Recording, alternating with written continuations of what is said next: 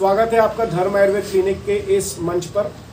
आज का जो हमारा टॉपिक है वो है किस प्रकार से हमें केस टेकिंग करना चाहिए ओपीडी बेसिस पे। सबसे पहले हम जब हमारा जो केस पेपर है उसका हमें हमेशा अपनी क्लिनिक में एक फॉर्मेट बना के रखना चाहिए कि आपको केस टेकिंग करनी कैसे है। केस टेकिंग में हमेशा पेशेंट जब भी आपके पास एंटर करें तो पहले तो पेशेंट को ग्रीट करें, नमस्कार करें, उससे उसका नाम पूछें, बैठने के लिए कहें और उसके बाद उससे उसकी समस्याओं के बारे में शुरू करें। नाम हमेशा जब भी आप डॉक्यूमेंट करते हैं तो उसके सरनेम से करें, सरनेम पहले, उसका मिडिल नेम और उसके बाद उसका मेन नेम जो होता है। अगर उसका मिडिल नेम कुछ भी नहीं लिखता तो सरनेम और उसका नेम उसको मेंशन करें। उसके बाद जो सेकंड सेगमेंट है वो है एड्रेस का। एड्रेस से उसकी लोकेलिटी और उसमें वहाँ पर अगर कोई प्रोननेस है या फिर वहाँ पर कोई अगर व्याधि बहुत ज़्यादा प्रोन लेवल पे है, जैसे कि पहले सुनने में आता कि पहाड़ के लोग हैं वहाँ पर गॉइटर होने के चांसेस ज़्यादा हैं। उसी तरीके से जैसे हम भोपाल में बैठे हैं तो कोलार का जो क्षेत्र है वहाँ पर पानी बहुत ज़्यादा खारा है, तो ज़्यादातर पेशेंट जो है वो रीनल स्टोन यानी कि रीनल कैलकुलाई ऐसी अवस्था में आने के चांसेस ज़्यादा रहते हैं। उसके साथ साथ में हमें एड्रेस के बारे में और भी डिटेलिंग देखना चाहिए कि वो आपके शहर के कौन से हिस्से से आया है, क्या वो कंजेस्टेड जोन है, क्या वो इंडस्ट्रियल जोन है। अगर इंडस्ट्रियल जोन है तो कौन सी इंडस्ट्रीज ज़्यादा हैं, उसमें स्मोक का कितना ज़्यादा है, वो कितना ज़्यादा धुएं के आसपास रह रहा है, कौन सी इंडस्ट्रीज़ के सेगमेंट में है, वहाँ पर कियोस्क कितना है या फिर उसकी मानसिक अवस्था कुछ चेंज हो सकती है क्या। अगर वो बहुत ज़्यादा कंजेस्टेड एरियाज़ में रह रहा है तो कई बार वो उन चीज़ों के लिए आदी हो चुका रहता है जो कि साइकोलॉजिकल इम्पैक्ट में रहती हैं। तो ये सारी चीज़ें हमें एड्रेस से पता चलती हैं। मोबाइल नंबर एक के बाद एक और सपोर्टिव मोबाइल नंबर ज़रूर लेना चाहिए कि अगर उसका कांटेक्ट अगर हम नहीं कर पा रहे हैं तो सेकंड कांटेक्ट नंबर भी पेशेंट का फॉलोअप के लिए या फिर फीडबैक्स के लिए इसकी बहुत ज़्यादा इंपॉर्टेंस रहती है। रजिस्ट्रेशन नंबर हमेशा अपनी क्लिनिक में रखें, किस तारीख को वो आया था, ऐसे कुछ शॉर्ट ट्रिक्स बना के रखें कि किस तारीख को था, कौन से नंबर का पेशेंट था, कौन से मंथ में था, कौन से ईयर में था। ऐसे रजिस्ट्रेशन नंबर ज़रूर डिज़ाइन करके रखें। पर्सनल हिस्ट्री में उसका डेट ऑफ बर्थ ज़रूर पूछें। इसके बेसिस पे उसकी प्रकृति कब निर्माण हुई थी उसको निर्धारित किया जा सकता है। 6 मंथ माइनस करें, तीसरे मंथ में उसकी प्रकृति निर्माण होती है और वो कौन से ज़्यादा दोष का जो प्रभाव काल रहता है वो भी हमें कई बार पता चल जाता है। प्रेजेंट एज के कारण हम हमारी जो उसकी व्यय की अवस्था रहती है उसके हिसाब से वात, पित्त और कफ, यानी कि जो 60 से अबव है उनमें वातज अवस्था की प्रोननेस, 20 ईयर्स टू 60 ईयर्स में उसमें पित्तज अवस्था की प्रोननेस और 0 to 20 years, 0 to 16 years mostly कफज अवस्था की प्रोननेस इसमें मिलती है। मेल एंड फीमेल सिचुएशंस में उसकी जो हार्मोनल सिचुएशंस है उसके बारे में जानकारी हमें प्राप्त होती है। रिलीजन से कई बार उसकी जो ईटिंग हैबिट्स, डाइट पैटर्न, उसके बारे में भी हमें एक लिंक मिलता है। मटेरियल जो मैरिटल स्टेटस रहता है उससे उसके स्ट्रेस लेवल के बारे में भी पता चलता है। ज़्यादातर लोग अनमैरिड होकर स्ट्रेस्ड आउट रहते हैं, कई लोग मैरिड होकर भी स्ट्रेस्ड आउट हो जाते हैं, तो स्ट्रेस का सेगमेंट उसके सिचुएशन से मैच करना पड़ता है। कई लोग अगर लेट मैरिज हो रही है और मैरिज नहीं हो पा रही है तो उसके कारण भी स्ट्रेस्ड आउट रहते हैं, या अर्ली मैरिज हो गई है और बाद में मैरिज लेवल पे कुछ प्रॉब्लम्स आ रहे हैं तो उनके कारण भी उसका स्ट्रेस लेवल इस मैरिटल स्टेटस से पता चल जाता है। और साथ ही साथ और भी सिचुएशन, गायनेकोलॉजिकल सिचुएशंस है, कैसा हमें ट्रीटमेंट प्लान आउट करना है, पीसीओडी के पेशेंट्स में आगे क्या कल्पना करनी है, ये सेगमेंट भी हमें मैरिटल और अनमैरिड सिचुएशन के कारण पता चल जाता है। साथ ही साथ आगे अगर हम कई बार हमारे पास पेशेंट्स आयुर्वेद प्रैक्टिस में जो है वो कई बार बच्चों के प्लानिंग के लिए आते हैं, कई बार इस सिचुएशन के लिए आते हैं कि हमारी उनकी पूरी जो फैमिली लाइफ है वो कैसी रहेगी, उसकी साइकोलॉजिकल बैलेंसिंग के लिए आते हैं, क्योंकि सत्वावजय चिकित्सा का भी जो सेगमेंट है वो भी आयुर्वेद में बहुत ज़्यादा प्रोन है और लोग चाहते हैं कि ऐसे जो डिस्कशंस हैं वो वैद्य के सम्मुख हो जाएं। इकोनॉमिकल कंडीशंस हमारे यहाँ बोला है कि जो रुग्ण है उसकी अवस्था जो है वो ज़रूर जानना चाहिए कि उसके अकॉर्डिंगली हमारा चिकित्सक को ये ध्यान होना चाहिए कि हमें कितनी मेडिसिन की कॉस्टिंग या कितनी कॉस्टली मेडिसिन उसको लिखनी है। इसके अदर वेज में ना देखें, इसमें पेशेंट की हेल्प करने के लिए हमारी औषधि क्राइटेरिया कैसा होना चाहिए इसको ज़रूर ध्यान में रखना चाहिए, ना कि कमर्शियल पॉइंट ऑफ व्यू से। इकोनॉमिकल सिचुएशन के कारण हमें ये देखना है कि वो कितनी मात्रा में हमारी मेडिसिन कितनी आसानी से उसे ले पाएगा या नहीं ले पाएगा। तो अगर वो नहीं ले पाएगा तो हमें मॉडिफाई करके उसे आसान में उसके ही सब्स्टिट्यूट देने की कोशिश करना चाहिए और उसे बेस्ट वे में ट्रीटमेंट प्रोवाइड करने की यही जानकारी इस इकोनॉमिकल पॉइंट से आ जाती है। एजुकेशन से भी हमें कई बार, एजुकेशन और नॉलेज दोनों अलग अलग चीज़ें होती हैं। एजुकेशन कई बार हमें मिथ भी क्रिएट करता है। कई लोग बहुत ज़्यादा एजुकेटेड रहते हैं तो वो कॉम्प्लिकेटेड भी हो जाते हैं। एक्सेसिव नॉलेज और बहुत ज़्यादा गूगल का प्रयोग करते हुए वो कॉम्प्लिकेटेड हो जाते हैं, और हर एक चीज़ में एक्सेसिव लेवल पे इंक्वायरी करते हुए अपनी डिजीज़ को कॉम्प्लिकेट करते हैं। जैसे बहुत सारे एग्जाम्पल मैं आपके सामने रखना चाहता हूँ। एक एग्जाम्पल ये है कि लोग जो है एवरी डे अपनी ब्लड शुगर 3-3 बार दिन में चेक करते हैं, जिसके कारण उसके डायरेनल चेंजेस, इसी तरीके से बीपी बहुत बार चेंज करते हैं, उसके कारण स्ट्रेस्ड आउट होते हैं। वेट को सुबह दोपहर शाम कपड़े पहन के, कपड़े बिना पहन के 10 बार चेक करते हैं, उसके कारण वो साइकोलॉजिकल स्ट्रेस में रहते हैं और वो डिजीज़ की सिचुएशन को और ज़्यादा गंभीर बना देता है। तो ये भी हमें हमेशा एजुकेशन एंड नॉलेज का ध्यान रखना चाहिए। कई बार over education is also a problem for a patient.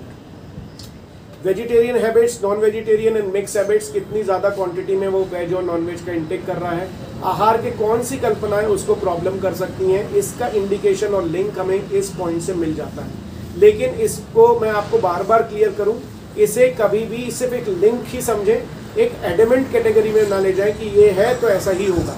ऐसा भी हो सकता है। ये आपको सिर्फ एक तरीके से क्लू देने के लिए एक तरीका है जिसके माध्यम से आप एक एक चीज़ समझ पाते हैं। सेंसिटिव टू वर्ड, सेंसिटिविटी उसकी कैसी है, कभी वो धूल की तरफ से सेंसिटिव हो सकता है, कभी उसको जालों की वजह से, कभी पोलन ग्रेन की तरफ से। ये एलर्जी नहीं है, ये सेंसिटिविटी है। एलर्जी तभी कंफर्म होती है जब उसे बार बार वो सेम चीज़ से उसमें प्रॉब्लम अगर उसे क्रिएट होती है तो वो एलर्जिक कहलाता है। सो एलर्जी और ड्रग एलर्जी भी हमें देखना चाहिए। कई बार पेशेंट को ड्रग एलर्जी रहती है, उसी के कंपोजिशन और उसी के कंटेंट वाली हमारी आयुर्वेदिक औषधियाँ भी उसे नहीं देना चाहिए। जैसे सल्फा अगर एलर्जी है तो हमें गंधक रसायन का इस्तेमाल थोड़ा सा सोच समझ के देना चाहिए, क्योंकि कई बार होता है कि प्योरीफाइड गंधक होने के बाद भी पेशेंट में ऐसी एलर्जी देखने मिलती है। अब हमारा मेन विषय आता है कि जो कंप्लेंट्स हैं उनको लिखना कैसे। क्रोनोलॉजिकल ऑर्डर, यानी कि सबसे पहले से जो कंप्लेंट हुई है वहाँ से उसे शुरू करके आज की जो मेजर कंप्लेंट है उसे लिखना है।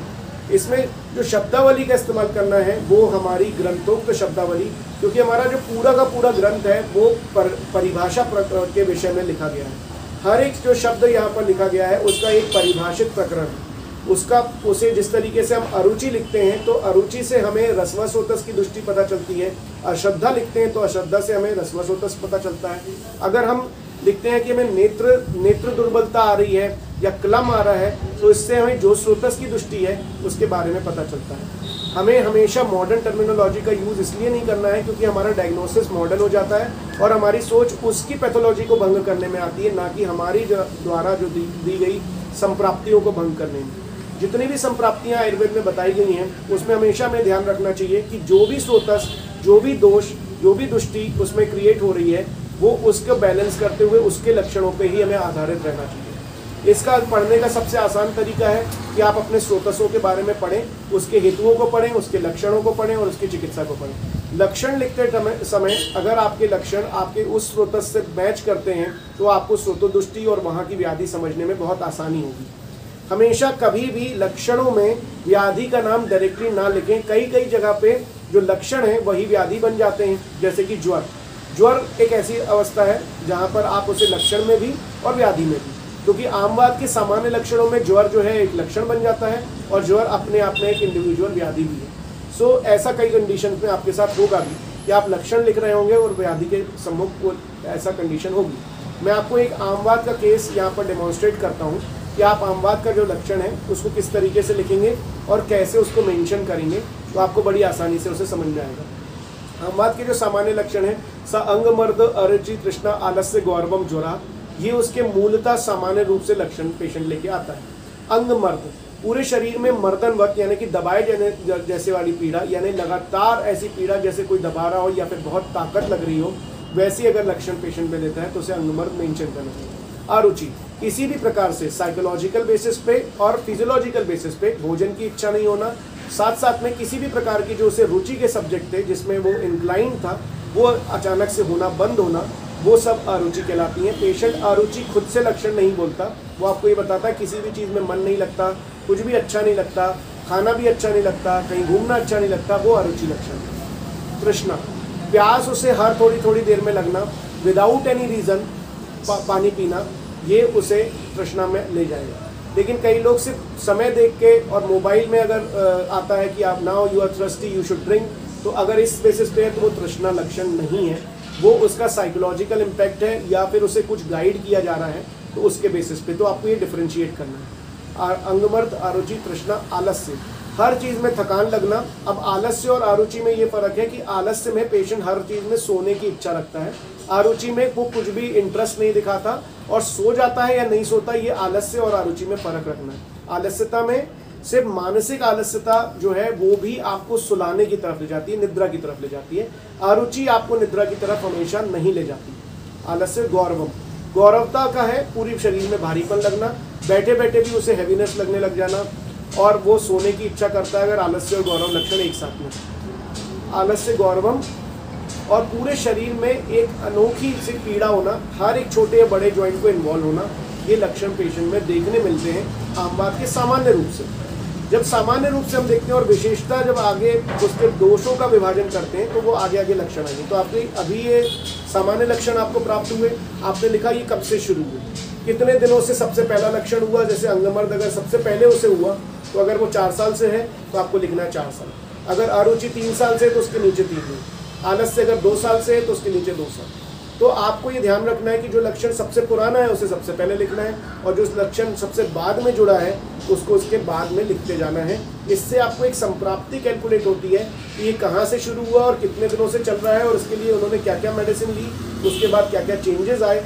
ये पूरी कहानी अगर आप क्रोनोलॉजिकल ऑर्डर में उसके लक्षणों को लिखते हैं तो आपको मिलता है। ड्यूरेशन आपको लिखना बहुत ज़रूरी है, सिवियरिटी लिखना बहुत ज़रूरी है कि कितनी मात्रा में। अब कितनी मात्रा के जो पैरामीटर्स हैं ये मॉडर्न साइंस ने तो बताए हैं लेकिन आयुर्वेदिक साइंस ने इसको बताया नहीं। तो जो तरतम भाव अगर बोला गया है तो हमारे यहाँ दोषों के तरतम भाव से उसको लेना है। इसके लिए बहुत इंपॉर्टेंट है आपका ये पढ़ना कि कितनी मात्रा में दोषों की वृद्धि और कितनी मात्रा में दोषों का प्रकोप कैलकुलेट होता है। इसके लिए आप अष्टांग हृदय सूत्र स्तंभ 11, 12 और 13 जरूर पढ़ें। आपको 11 और 12 में ये जरूर पता चलेगा कि कितनी मात्रा में वात वृद्धि के लक्षण है, वात प्रकोप कैसे होता है, उसको जरूर आप चेक करें।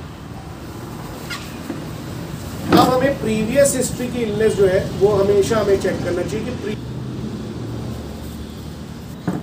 प्रीवियस इलनेस अगर आपको किसी इस पेशेंट को कुछ कंजेनाइटल डिफेक्ट है या हैंडीकैप्ड अगर हो गया है या मल्टीपल टाइम अगर उसे फीवर हो रहा है या मल्टीपल टाइम उसकी कोई बहुत बार सर्जरी हुई है या ऑपरेशन हुआ है, तो अगर हुआ है तो उसे यस और नो में उसे मेंशन करना चाहिए कि कितनी मात्रा कितने बार उसके ऑपरेटिव हुए। ऑपरेटिव से शस्त्र कर्म के बारे में जानकारी लगती है तो हमें ये पता चलता है कि उसकी शुक्रधरा कला को कितनी बार छेड़ा गया है या कितनी बार उसे टच किया गया है। शुक्रधरा कला सर्वधरा कला होती है। हमारी बॉडी में लिखा गया है कि अगर आप बार बार शस्त्र कर्म कराते हैं तो आपको शुक्र हानि होने के चांसेस होते हैं। हैंडीकैप्ड कंडीशन अगर है तो हमें ये देखने मिलता है कि उसका हैंडीकैप्ड सेगमेंट उसकी साइकोलॉजिकल सिचुएशन पे कई बार बहुत ज़्यादा हावी हो जाता है। और हैंडीकैप होने का आघातज का कारण क्या है? आघात होना भी अपने आप में एक मज्जा दुष्टि का हेतु है। तो उसमें शरीर में पूरे शरीर में मज्जा और शुक्र की दुष्टि होने के चांसेस इन कंडीशन के कारण बढ़ जाते हैं। कंजेनाइटल डिफेक्ट के कारण उसमें सहज कंडीशंस मतलब कि जो पहले से ही इनिशियल, अगर आप चरक मीमांसा अध्याय 8 देखेंगे तो इनिशियल कंडीशन से मतलब कि जब वो पैदा हुआ और उसमें कंजेनाइटल अगर कोई डिफेक्ट पैदाइशी है तो उसे चिकित्सा करना बहुत मुश्किल हो जाता है। इसकी जानकारी एक वैद्य को होना बहुत ज़्यादा ज़रूरी है कि अगर कोई कंडीशन कंजेनाइटल अगर उसे मिली है तो उसमें ट्रीटमेंट करना ज़्यादातर मुश्किल होता है। यहाँ पर हम भोपाल में बैठे हैं इसलिए कार्बाइड गैस की अगर हिस्ट्री है तो अगर वैसे है तो विष के रूप से दूषी विष की चिकित्सा हर एक पेशेंट में जो उस टाइम पे एक्सपोज हुआ था और उसके कारण उसे लक्षण है। तो मैंने अभी पिछले 8 साल से यहाँ प्रैक्टिस कर रहा हूँ, 8 से 10 साल हो रहे हैं। तो लगातार हम देख रहे हैं कि हमारे पास 1 से 2% पेशेंट कार्बाइड गैस के थे जिन्हें बाद में बहुत सीवियर कैंसर और सडन उनकी डेथ हुई। उन्हें हमने शुरू से दूषी विष की चिकित्सा दी, उन्हें समझाया, लेकिन कई पेशेंट्स ने उसे नहीं लिया। जिन पेशेंट ने उसे लिया उनमें अभी भी कोरोना के टाइम पे भी उन्हें बहुत ज़्यादा बेनिफिट हुआ और वो कोविड की सिचुएशन में भी इस कंडीशन को फेस करने में सक्षम होता है। Menstrual history in the case of female बहुत ज़्यादा डिटेल में लेना चाहिए।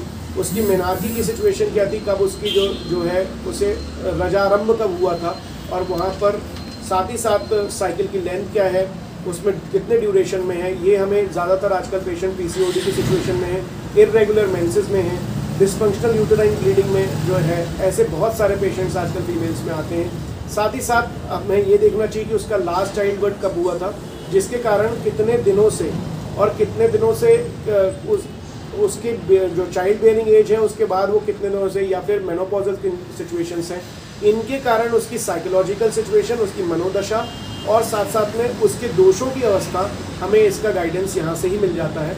अगर उसकी रजो निवृत्ति पेशेंट की अगर रजो निवृत्ति जो है वो बहुत अर्ली एज में अगर हो जाती है तो हमें ये समझना चाहिए कि उसको वात का प्रकोप बहुत ज़्यादा है, और उसके बाद के हिसाब से उसको अर्ली एजेस में, जैसे पेशेंट आपके पास any kind of psychological situation, bone joint related complaint से लिए आता है, तो इमीडिएटली उसमें बस्ती चिकित्सा से ही उसे शुरू करना चाहिए, क्योंकि वहाँ पर आपको शमन औषधियों से बहुत ज़्यादा रिजल्ट नहीं मिलेंगे। तो ये रजो निवृत्ति का काल जानना, और कितनी जल्दी और कितनी लेट, मतलब कि अगर मेनार्की बहुत पेनफुल हुई थी तो वहाँ पर भी अगर ऐसा है कि डिस्मेनोरिया की सिचुएशन में पेशेंट आ रहा है और डिस्मेनोरिया की लंबी हिस्ट्री है, तो वहाँ पर भी वात प्रकोप उसे मिलता है। उसी तरीके से अगर मेट्रोमेनोरेजिया की सिचुएशन है तो पित्तज अवस्थाएं और पित्तज चिकित्सा इमीडिएटली उसमें शुरू करना चाहिए। पीसीओडी की सिचुएशन में वात कफश ट्रीटमेंट, उसका वात कफश लाइन ऑफ ट्रीटमेंट हमें ज़्यादा से ज़्यादा प्लान करना चाहिए, शोधन भी वैसा ही प्लान करना चाहिए। पीसीओडी की सिचुएशन अगर यहाँ से आपको इरेगुलर मेंसेस का क्लियर कट इंडिकेशन मिलता है और लाक्षणिक रूप में अगर वो पीसीओडी में मिलती है तो इमीडिएटली हम उसमें कोशिश करना चाहिए कि वो पेशेंट जो है उसमें हम इमीडिएटली वमन, विरेचन और बस्ती तीनों का प्लान करें। रिप्रोडक्टिव हिस्ट्री बहुत इंपॉर्टेंट है, living child, last child birth बहुत इंपॉर्टेंट है। कितनी बार मिसकैरेजेस हुए हैं, क्या चाइल्ड बेयर कर पा रही थी या बार बार प्रॉब्लम हो रहा था, और अगर दोनों डिलीवरी फुल टर्म हुई हैं या फिर अगर शॉर्ट बहुत कम टाइम पे हुई हैं तो उसकी यूट्राइन कंडीशन और पूरे शरीर में उसकी दोषों की अवस्था देखने मिलती है। अगर एलएससीएस की हिस्ट्री है, बार बार एलएससीएस अगर हो रहा है तो आपको ये देखने मिलता है कि उसमें शुक्र धरा कला दुष्टि क्रिएट होती है और पूरी बॉडी में एक सीवियर वीकनेस की सिचुएशन पेशेंट में देखने मिल जाती है। इसी तरीके से ब्रेस्ट फीडिंग के ड्यूरेशन में अगर उसे और कोई कॉम्प्लिकेशन हुए हैं या फिर डायबिटिक सिचुएशन में वो पहुंच गई हैं तो वहाँ पर क्लेद की अवस्था और बहुदोषा अवस्था और कफ को ऐसा प्लान करते हुए उन पेशेंट में इमीडिएटली वमन प्लान करना चाहिए।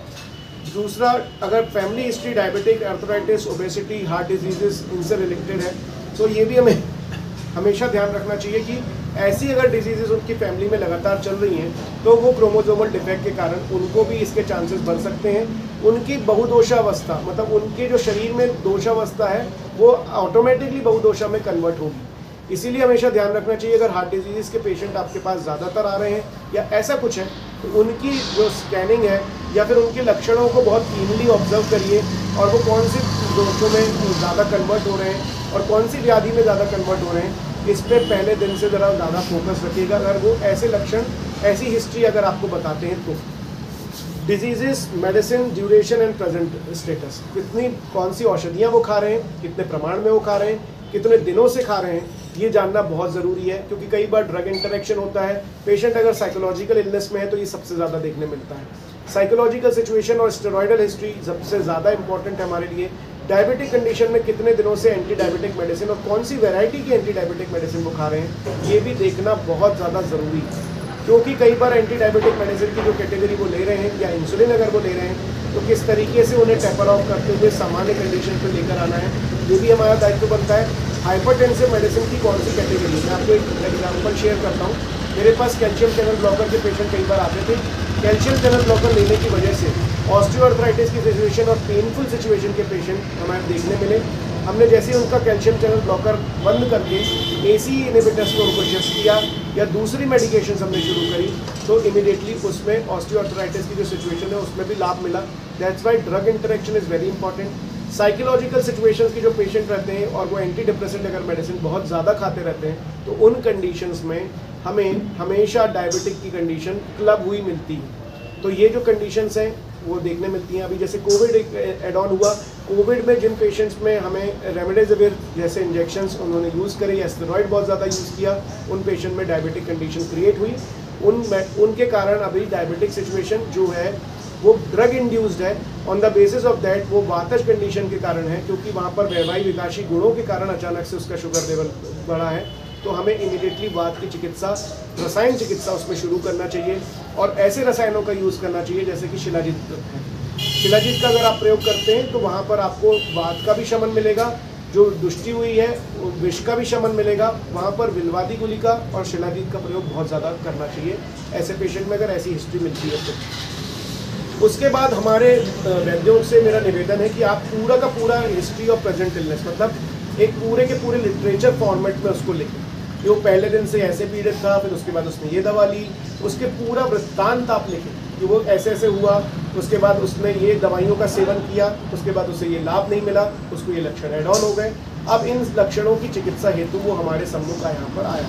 ये वृत्तांत लिखना बहुत ज़्यादा ज़रूरी है, चाहे आप ओपीडी के बाद लिखें उसे या ओपीडी करते करते ही उसे लिखें। इसके बाद बहुत इंपॉर्टेंट होता है ओपीडी बेसिस पे आपको अष्टविध परीक्षण करना बहुत ज़्यादा इंपॉर्टेंट है। नाड़ी, जीवा, मल मूत्र के बारे में पूछना। मल के बारे में पूछने में 3 तरीके से होते हैं। मल का अगर सेगमेंट है तो हमें मल का जो सेगमेंट है उसमें अगर बहुत ज़्यादा रुक्ष मल अगर आ रहा है तो वात का प्रकोप है, अगर उसको बर्निंग सेंसेशन हो रही है मोशन के ड्यूरेशन में तो पित्त का प्रकोप है, अगर कफ का ड्यूरेशन है और बहुत ज़्यादा स्टिकी मोशंस उसको आ रहे हैं और बार बार हो रहे हैं तो वो मल में कफ दुष्टि क्रिएट हो रही है, तो हमें चिकित्सा भी उसके अनुरूप करना चाहिए। जैसे अगर वातक दृष्टि है तो पेशेंट को स्नेहपान बढ़ाना चाहिए, पित्तक दृष्टि है तो घृतपान बढ़ाना चाहिए, और अगर कफक दृष्टि है तो उसका रुक्षण करना चाहिए, उसका पाचन करना चाहिए। इन द सेम वे हमारे मूत्र में भी यही अवस्था है। अगर भूसर वर्ण है और बहुत ज़्यादा कम क्वांटिटी में आ रहा है तो वात का प्रकोप है, तो उसके में जल का अंश बढ़ाना है और ज़्यादा से ज़्यादा जल की मात्रा देनी है। बर्निंग सेंसेशन है तो यहाँ पर घी का सेवन करवाना है पेशेंट को, दुग्ध का सेवन करवाना है, इससे भी उसको रिजल्ट मिलेंगे। साथ ही साथ अगर कफ की सिचुएशन है, बहुमूत्रता तो लक्षण है, बहुत बार उसको यूरिनेशन आता है, तो यूरिन सुबह उठ के अगर वो जल अगर ज़्यादा ले रहा है तो पहले उस जल को कम करें। पूरे जल की प्रमाण को हमें कम करना चाहिए और हमें उसके हिसाब से रिजल्ट देखने चाहिए कि ये भी है। उसके बाद जीवा में जो है वहाँ देखना चाहिए कि उसकी जो जीवा है वो कोटेड है या नॉट कोटेड है। नॉट कोटेड है तो पिंक कलर की है या स्टिकी तो नहीं है, तो ये ज़रूर चेक करना चाहिए। अगर वो आमज अवस्था में होगा तो उसकी कोटेड जीवा आएगी, और अगर वो निरामज अवस्था में होगा तो उसकी जीवा बिल्कुल पिंक रहेगी। ये ज़रूर एग्जामिन करना चाहिए। साथ ही साथ शब्द, मतलब वो कैसे बोल रहा है, घबराया हुआ है, जल्दी जल्दी बोल रहा है, तो उसकी जो हमारी प्रकृति है उसका एनालिसिस यहाँ से होता है। नहीं बोल पा रहा तो ये दुष्टि पता चलती है, विकृति के बारे में पता चलता है। और अगर वो बहुत कम बोल पा रहा है, उसका बल बहुत कम है, तो हमें व्यान वायु का हमें यहाँ पर उदान वायु का इंडिकेशन मिलता है कि उदान वायु की दृष्टि कैसी है। स्पर्शता अगर बहुत ज़्यादा उष्ण है या फिर बहुत ज़्यादा, हम वातज में देखेंगे तो बहुत ज़्यादा ड्राई मिलेगी, ब्लैकिश कलरेशन होने लग जाएगा स्किन का, ये हमें देखने मिलेगा। दूसरा जो है पित्तज अवस्थाओं में बहुत ज़्यादा रेड रहेगी, उसमें उस सिचुएशन में अगर उसमें जो स्किन रेड होने लग जाएगी, रैशेस पड़ने लग जाएंगे, बर्निंग बहुत होगी और त्वचा गर्म रहेगी।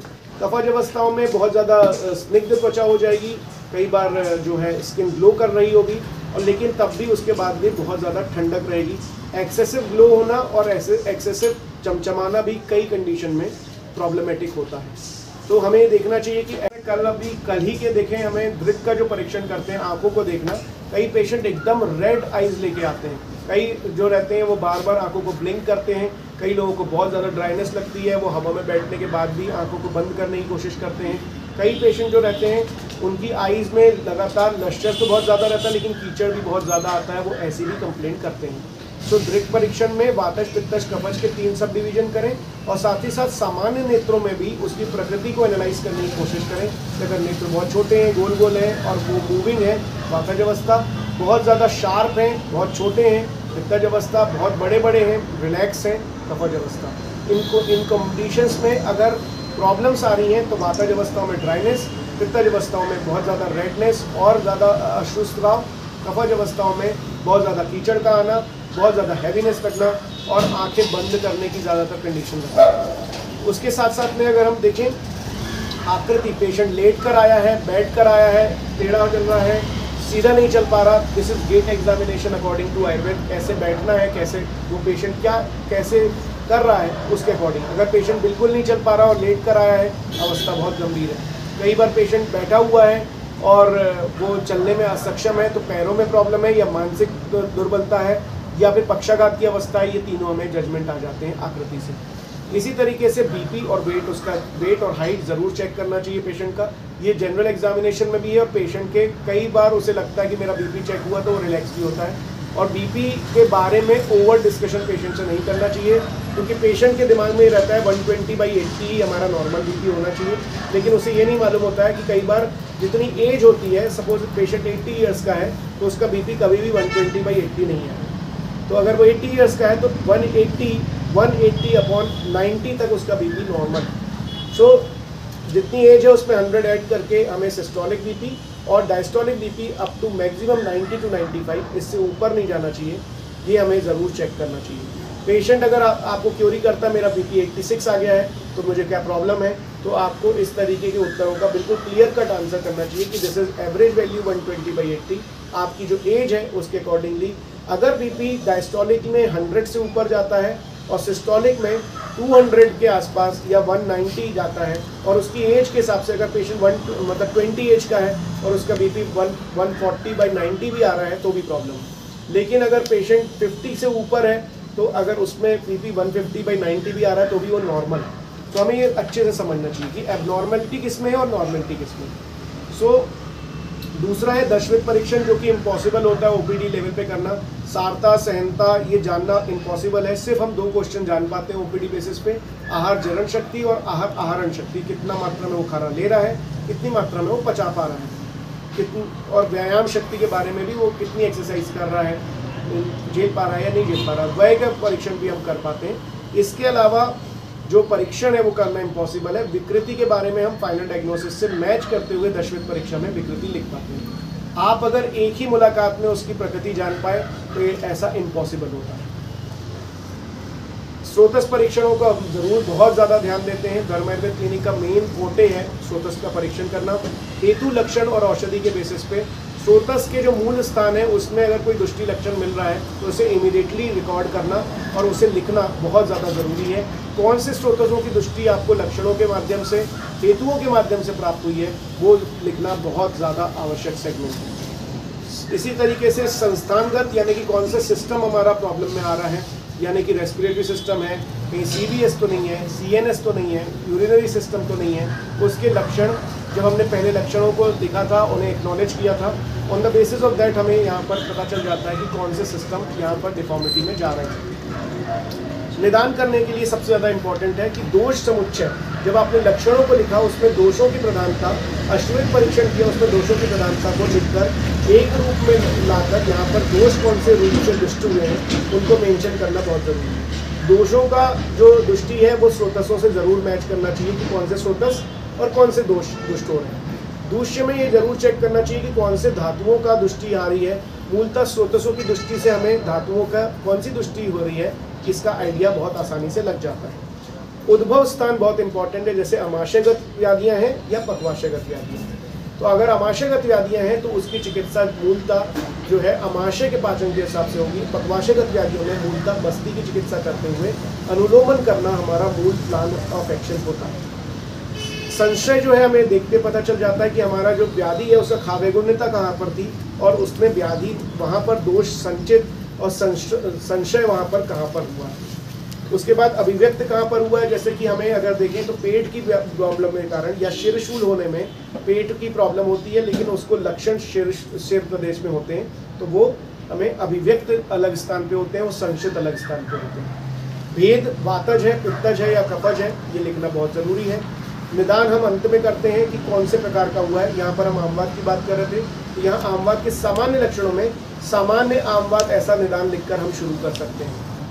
मैं एग्जांपल देता हूँ दोष में यहाँ पर आमवात में जो दोष होते हैं वो यहाँ पर अगर इनिशियल जो मैंने लक्षण बताए उसके हिसाब से जो है वहाँ पर वात और कफ है, दोष दृष्टि है। दुष्य में यहाँ पर जो दृष्टि है वो अस्थि, मज्जा, शुक्र और रस धातु। रस धातु की मूल दृष्टि है और अस्थि, मज्जा और शुक्र की दृष्टियाँ होना शुरू हो गई। उद्भव स्थान यहाँ पर अमाशय है। संशित जो है वो संधियों में पहुँच चुका है और अमाशय में स्थित है। अभिव्यक्तता जो है वो संधियों से हो रही है। भेद जो है यहाँ पर अभी भेद की अवस्था नहीं क्रिएट हुई है, ये सामान्य अवस्था है, इसीलिए निदान सामान्य आम बात है। सिग्नेचर जो है पेशेंट के ज़रूर लेने हैं उसकी डेट के साथ में, और साथ ही साथ वैद्य को भी अपने हस्ताक्षर ज़रूर करने चाहिए। इसके बाद जब वो फॉलोअप में आता है तो इसकी पूरी आहार चर्या मालूम होना चाहिए। उसको कितना उपशय प्राप्त हुआ है ये ज़रूर मेंशन करना चाहिए पिछली हिस्ट्री देख के कि उनके कौन से लक्षण थे और उन्हें कौन सी हिस्ट्री कितने रिजल्ट प्राप्त हुआ है, कितना उपशय प्राप्त हुआ है, हर एक प्रत्येक लक्षणों में क्रोनोलॉजिकल बेसिस पे। आप जो सबसे बड़ा प्रॉब्लम होता है कि हम पूरी हिस्ट्री उसकी डाइट की लेते हैं, पिछली डाइट की हिस्ट्री में हमें ये ज़रूर पूछना चाहिए और आपको इसमें लीडिंग क्वेश्चंस कुछ पूछ लेने चाहिए। एलोपैथ साइंस हमें लीडिंग क्वेश्चन की अनुमति नहीं देता, लेकिन हमारे यहाँ आहार विहार मानसिक अवस्था से ही हमें जो है चिकित्सा में लाभ होता है, इसीलिए हमें ये क्वेश्चन पूछने ज़रूरी होते हैं। सुबह वो कौन कौन सी चीज़ों का सेवन करता है आपने देखा, और वात और कफ बढ़ाने वाले अगर वो सेवन कर रहा है तो उसे वहाँ रोकना है। पित्त उसी तरीके से दोपहर में, शाम में और रात में। रात का भोजन अगर वो बहुत लेट कर रहा है, सुबह अगर बहुत सारा एकत्रित होकर जल पी रहा है, ये सारी चीज़ें हमें उसकी आहारचर्या से प्राप्त हो जाते हैं। साथ ही साथ उसे बार बार उसके बीपी और वेट और सारे एग्जामिनेशन उसे पेशेंट के करने चाहिए। इन्हीं चीज़ों के साथ एक जनरल एग्जामिनेशन मैंने आपको कंफर्म किया। ऐसे ही मल्टीपल डिजीज़ेज़ में किस तरीके से केस टेकिंग होगी, इसकी एक सीरीज़ हम आगे लेंगे। इसके लिए आज हम जनरल एग्जामिनेशन में यहीं ठहरेंगे और हर एक स्रोतस की एक व्याधि को लेकर उसका पूरा एग्जामिनेशन कैसे करना चाहिए और उसमें क्या लिखना चाहिए, इसके लिए हम आगे एक श्रृंखला आपकी लेने वाले हैं। बहुत बहुत धन्यवाद। धर्म आयुर्वेद की पूरी टीम की ओर से आप सभी का बहुत बहुत धन्यवाद।